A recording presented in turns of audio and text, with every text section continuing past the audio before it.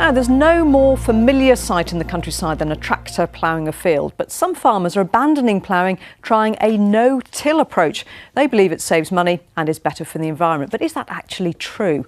Well, a groundbreaking experiment in the Midlands is underway to try and find out. And the initial results are astonishing the experts. Here's our Rural Affairs correspondent, David Gregory Kumar. I'm walking through a radical farming experiment taking place in a field of wheat not far from Wem in Shropshire. The aim is to get to grips with the invisible world living in the soil beneath our feet. It's about 7 billion organisms, which are bacteria and fungi and springtails and other mesofauna, who are sort of microscopic creatures. And they're important? They're important because they can harm, but in most cases help the plants that we're growing. But in this field, those bugs and bacteria, all the organisms in the soil, are divided in a new experiment. Some live in strips of land that have been ploughed, the rest in no-till land. It hasn't been ploughed for 3 years now.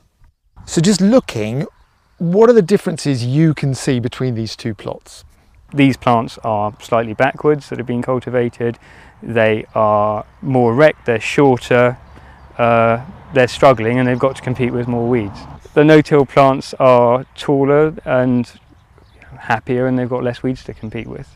You can certainly see there are more weeds in the traditional ploughed crop, and in the lab the difference is stark. Weedy plants from the ploughed strips on the left, healthier plants from no-till on the right.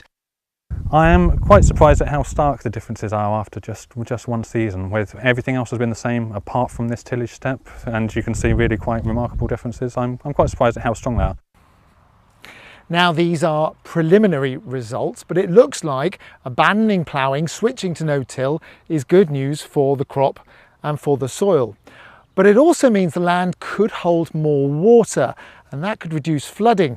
Which is good news for the rest of us. The experiment still has a long way to go, but so far it seems ditching ploughing might be the way forward for our arable farmers. David Gregory Kumar, BBC Midlands Today, Wem.